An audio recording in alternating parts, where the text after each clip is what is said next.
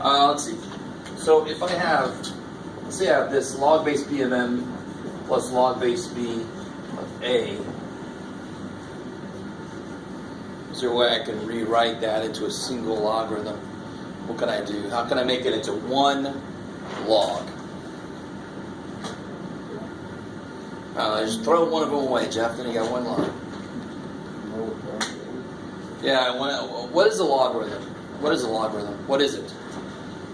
All right. Let's start here. Okay.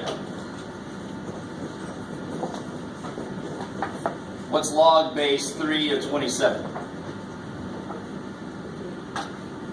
3. Why is it 3?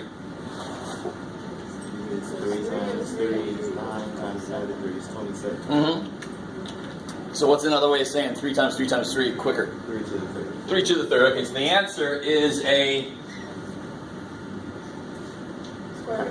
power. So logarithms are powers. All right. I said that many, many times. It seems to be an important thing. When I say it, I sometimes slow down. So that's also a key. That is a keynote. That's kind of something to look out for. All right. So I know that logarithms are powers. They always equal a power. Therefore, their properties are the same as powers because they are powers.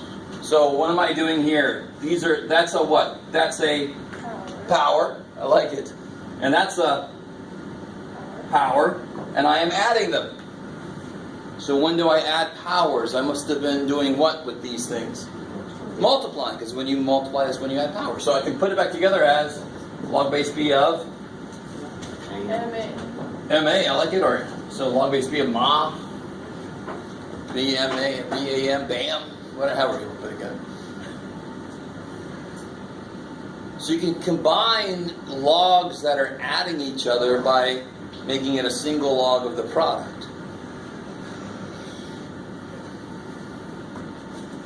So again, to show you a little quick reminder of that thing we talked about. Let's say that this was b to the 7th, and this is b to the 5th. So I'm looking at this. Let me put it over here.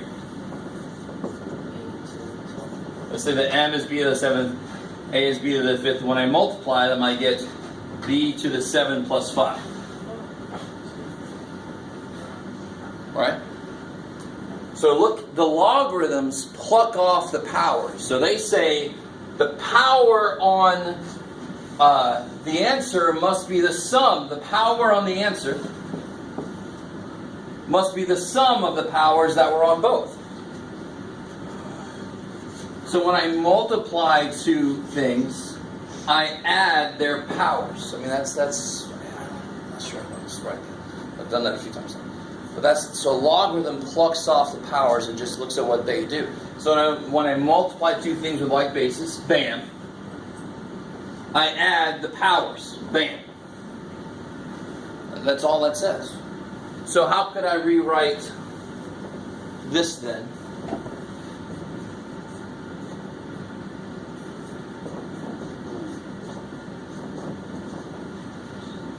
Yes, ma'am. If you're adding the powers, why is it that log Okay. All right. You ready? I don't know why I've been holding back on this. You asked for this. Here we go. All right. We're gonna see this whole thing out, and then it gets yummy. Savannah's like, "What the hell have I done?" It gets so yummy. All right. So let's say log base b of m is n. And let's say log base b of a is sure. Let's make this x and y. Sure. A little easier to track, right?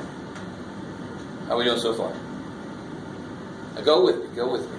How can I say that? Because I don't know what that is, so I can call it x. I don't know what that is, I can call it y. Of course I can. I can always do that. The reason I'm doing this is so I can easier see what's going on. If I write this in exponential notation, we know how that works. So how do I rewrite the, oh shit, this is a good little review too. How do I rewrite this? That's good, Jeff. Use the other purple. How do I rewrite this in exponential notation? B to the x b to the x equals m. And this one then would be b to the y equals a. All right. We good so far? Sort of? Okay, okay. And so what's m times a?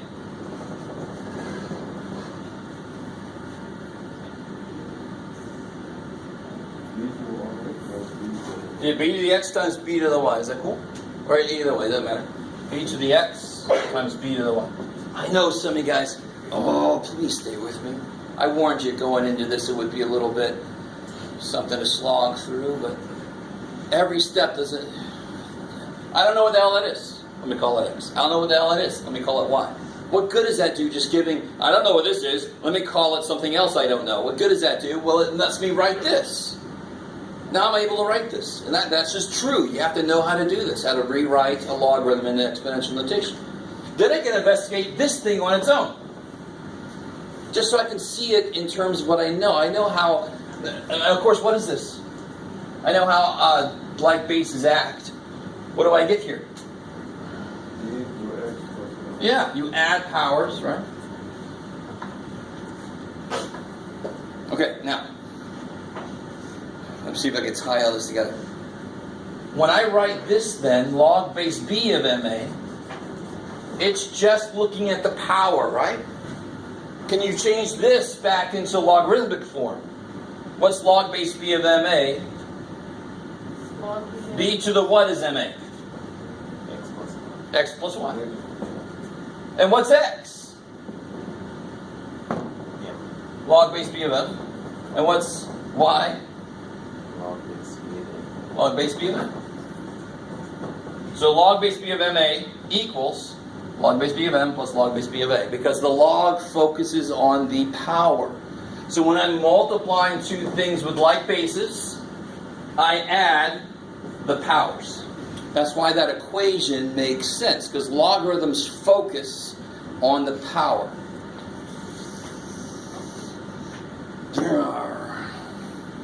Living in California, we know Richter scale. Richter scale is based off of log base 10. Nita, for example.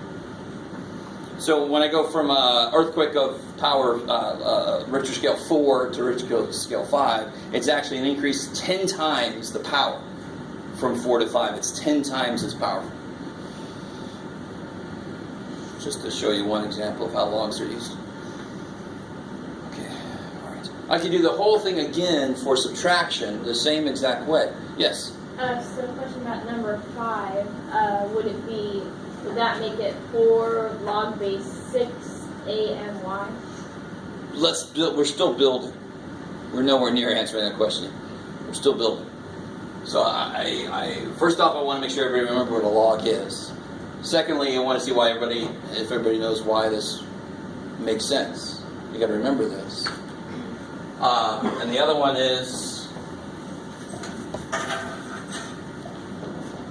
what's this going to be then? Oh, that's good, Jeff. Log base b of m minus log base b of a. What must that be? Using the same logic.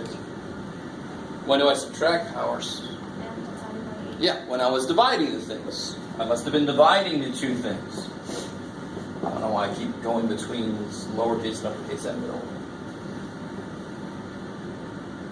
Which one of these is negative? The one that has a what in it? Which one of these is negative? That's almost too silly of a question. Is that negative? No. Okay, which one of these is negative? The one that has an A in it. Notice where the A is. On the bottom. Because what's a negative power do? Flips it. Holy shit, there's all kinds of sense in this thing. It's crazy. If you let it. So when I'm subtracting logs, I can write this the log of the quotient, because I subtract powers when I'm dividing. That's why that works. Alright. Now, what can I do here?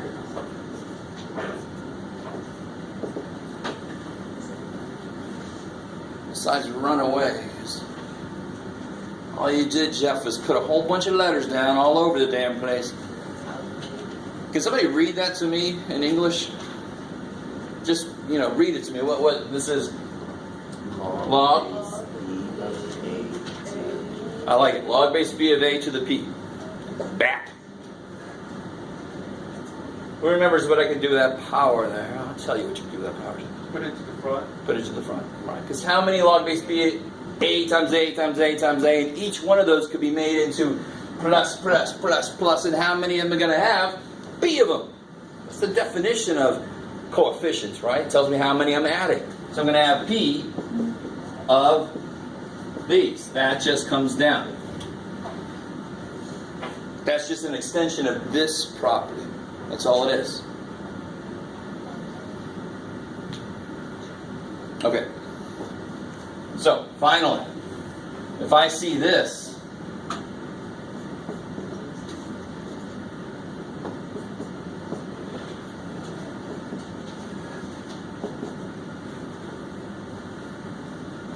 why can I not use this property yet? What is this property comparing? The difference of two logs. Do I have log minus log over there? No. I got 4 freaking logs minus 3 freaking logs. Shoot.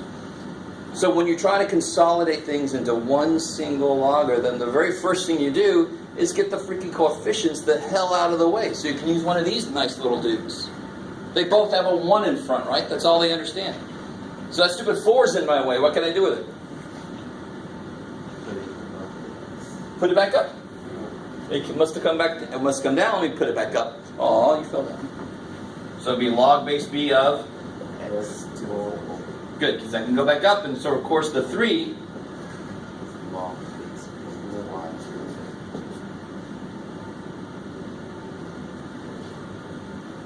now I can use this guy. And how would that get written?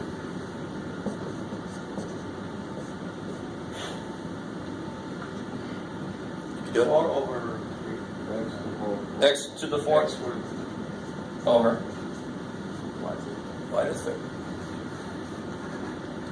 Okay, cool. Maybe. So, I mean, right there you see encapsulated the whole thing with math, and the reason students hate math and aren't able to get math is you got to understand what a log means. You got to understand how that feeds into how it acts, and then you actually have to be able to use all that in some problem that might not be exactly like any other problem you've seen. That's why students are going a little insane. But I have to remember the properties, why they make sense. That helps, but at least I have to remember what I can do with these things.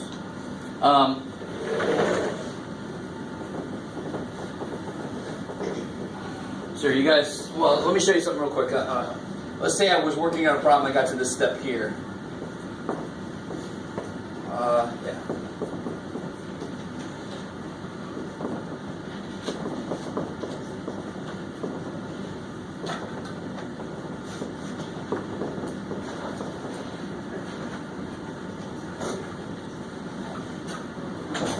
I want to show some of you guys will get this. I want to show you this little shortcut so you don't make little stupid mistakes. It's real easy. We all know, me included. Just because I know math really well doesn't mean I'm excluded from making stupid mistakes. My God, I just know more things to make stupid mistakes with. Can anybody realize this beautiful way to look at this? Are there any coefficients left? Somebody's already moved them all out of the way for us, right? So now the whole question is, whatever I'm adding is I'm multiplying together. What I'm subtracting, I'm going to end up dividing by it, right? So what goes on the bottom? Everything that's got a negative log, right? Because that would be a negative power. So what goes on the bottom? Z? D4. I like it. What goes on the top? A squared? W3. Those are positive, the insides go up. Those are negative, the insides go down. This negative power would make it flip. That's a nice little thing to realize, so you don't make a silly mistake trying to go from here to there. One step at a time, people make mistakes. Okay.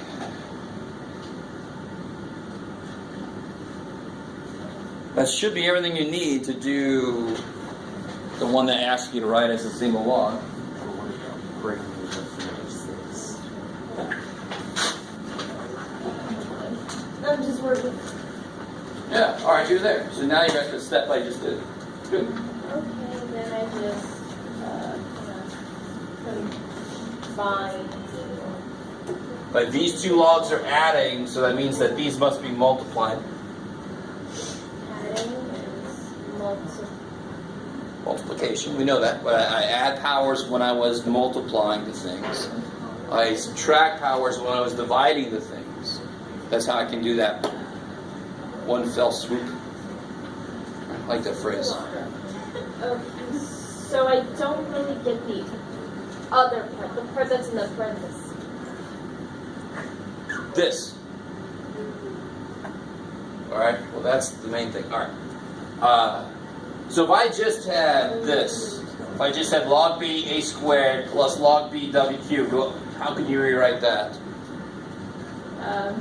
A times a squared times w cubed. That's that, right? Yeah. That explains that. And that's minus this, minus that, so those go in the bottom, because that's when I'm subtracting powers when I was dividing by those things. Oh, That's it. got it. Logs are powers, so they help you place the things in when you're using the properties. Just maybe. Again, trust me, I understand that some of you guys are like, what the hell's good is this shit? But it's nice. Again, I need to have any operation I'm able to do, I have to have the opposite operation so that I can use whichever one I need at the time. We have addition, dear God, we would not be able to get very far without the idea of subtraction. They have to go together. I always have to find the opposite function for something. And once I create an opposite function, I got to know what the hell it does to stuff.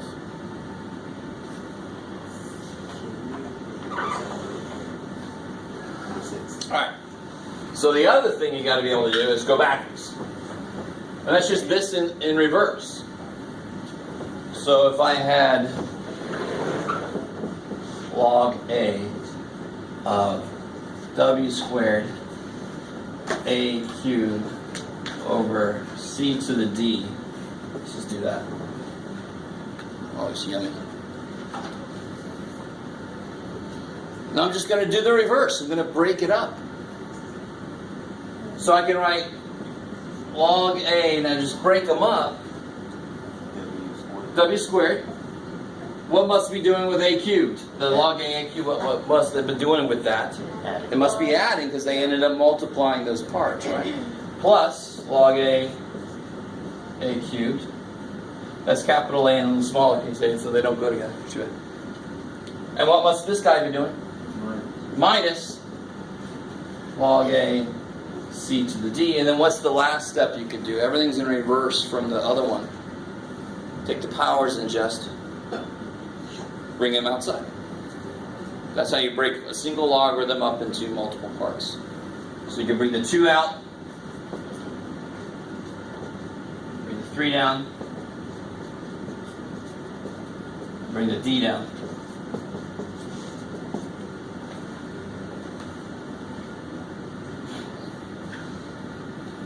So it's just the reverse of what we did a minute ago.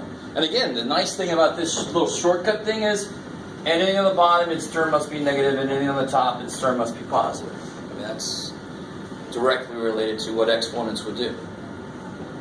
They take it down if it's negative. Could the positives have to be right next to each other? No, I could have written that there as long as it's positive and that's negative. Oh. I like it. Same way with this, that was there at the bottom, that was positive there, but these still, they're both positive, so they're both in the top. I like it. Let's check my answer for number 6. Well, don't say it out loud. Everybody's going to do it. I will check it once you turn it in. This is homework, so it's just like any other homework. Yeah. Can I have one of those? If I just had more copies. I'm pretty sure I gave all my copies away. Oh, here we go. No, I'm wrong. Hey. Yay. Anybody else need a copy of the exponent homework so that you're able to do that homework? Okay. Do we have to do the last step? All the way? Yes. Cool. What else is What's it? Oh, the exponent homework you're working on. Oh. Yep. this one? Yes. Oh, cool. Thank you. Did you? Oh yeah, you already answered yours. All right. How you guys feeling about that? Hopefully good, because we're gonna have a quiz tomorrow. Tomorrow. No.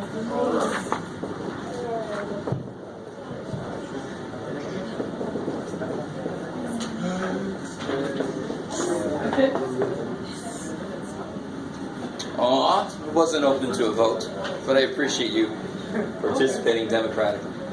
But this is a tyranny. It's too bad. Sure.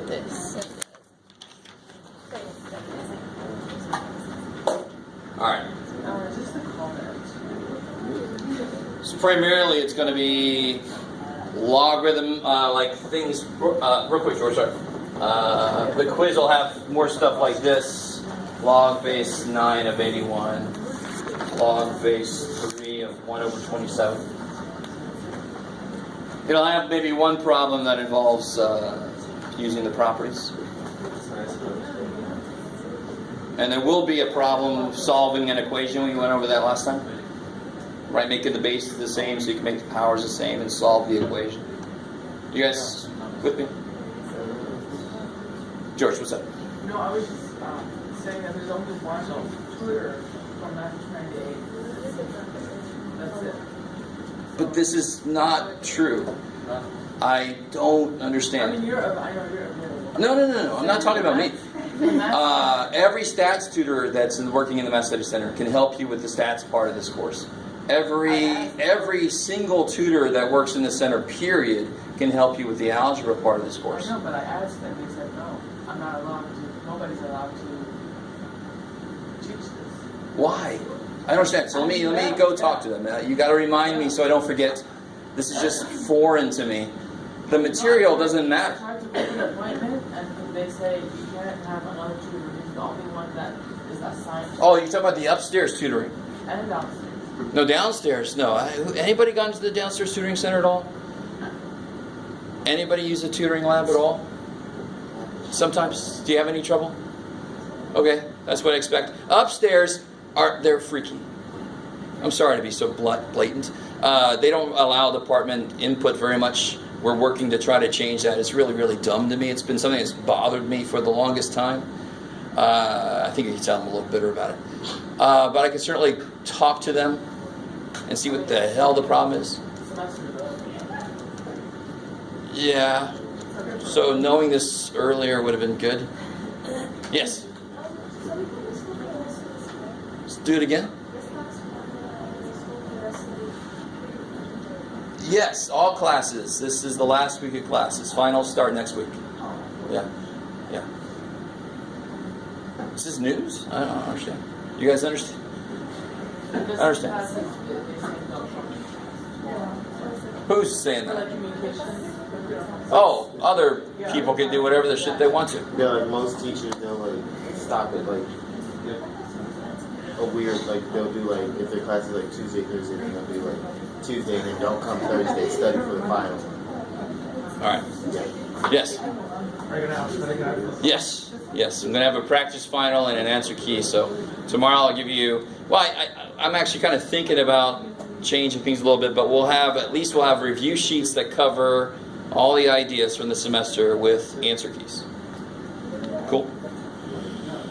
I might not have one single practice final. I don't think I'm going to do that. I think it's better if each day we review. So we got today, and then we got tomorrow after the quiz, and then we got Thursday where we can review. And I'm going to try to make each day kind of focus on certain things.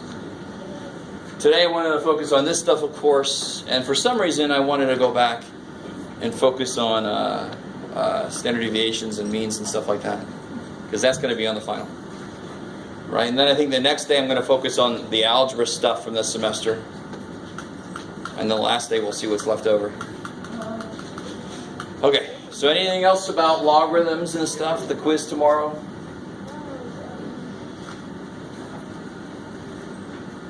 Okay.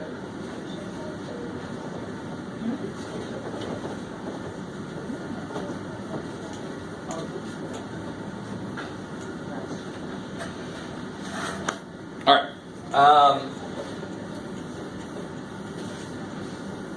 Yeah, so this is a weird segue, but oh well. Unless you guys have something else you want to look at, like factoring, I didn't necessarily want to jump back into factoring today. I was going to leave that for tomorrow. But I feel like a lot of us need a review on factoring. So tomorrow I'm going to focus on factoring, solving equations, stuff like that, the real algebra stuff. And then Thursday is going to focus on whatever is left. Whatever's left over. Yeah. Is the final going to be like a multiple choice or do you have like All right. Anytime there's a math teacher that needs you to bring a Scantron for any test, they are not a math teacher. Hopefully some of you are watching this. I don't know what they are, but they're not freaking math teachers. Work is the thing. So I don't even care sometimes if you get the wrong answer because you're not actually building a bridge yet. What's most important right now is do you know how to attack a problem? I mean, I'll make mistakes. But the reason I don't care that I make mistakes, I'm human, is I know what to do, right? That's the number one important thing is do you know what to do when you're given a problem? And the only way I can tell that is by looking at your work. Multiple guess things, multiple choice. There's all these kind of ways to work around it and get the right answer in the wrong way, So, never. All right, sorry. I have strong feelings about that. So the short answer, yes, you must show work. So let's do this. Let me remind you guys about some of these formulas from a while back. Unless there's any specific other questions about stuff, we're just going to jump into this. The mean, I don't know if you guys remember what the formula looked like. It's been a little while. But you guys remember what this symbol meant? Sum, I like it. It's the Greek letter S. Greek letter sigma, right? Which is like our S. So how would you tell somebody how to find the mean? And of course the mean is another name for the what? The what we use every day. Average. How would you just tell someone in English how to find the average of a set of numbers? Add up the set of numbers. Add them up. Divide by how many numbers? Divide by the number of data points. Right? That's what that is in English. Sum the numbers up divided by the number of data points. All right. So I understand that sometimes the formula gets in your way. Just do the average like you always know, but this is what the formula looks like. Who remembers what the idea was behind median?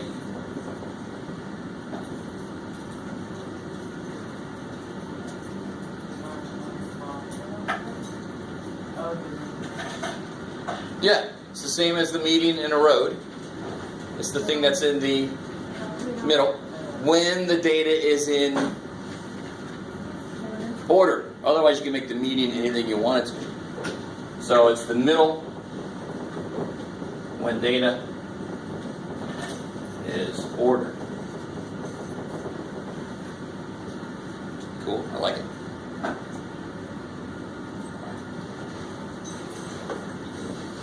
Range. I think that's what you're thinking about, George. Oh, this big number and so on. What about That, big minus small, right? yes. Or high minus low, however you want to say it. The biggest number minus the smaller. It tells you how much the data ranges over. If it ranges from 8 to 20, well, the range would be 12. Well, that's the range of the data. Whatever the mode, I skipped the poor little mode. Mode. High a la The mode. most common. Most common. I like it. One that appears the most. And you can have ties for this. You can have a bimodal thing. You can have a trimodal thing. After that, it's just like, oh, screw it. There's no mode. And then finally, I think we talked about mid-range. What's the mid-range? Yeah, the weird thing is it so sucks. It's so easy to make this mistake. I know this is high minus low, but the mid-range is the average of the big and small, so you actually end up adding them. So it's high plus low divided by 2. Oh, shit. What's the symbol we use for the mean? Sample mean. Yeah, X with a little... Get out of there. Not X bar, I'm thinking ahead. What's the median is the one I just did. X tilde. Like a mean that had a rough night. Got his little hat all bent up. Alright, so armed with that, you guys can, as always, work with somebody else or work by yourself if you want to, either way.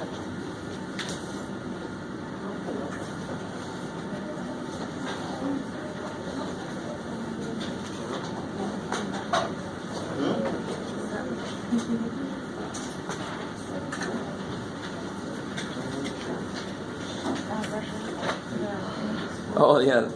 Yeah. Transit system.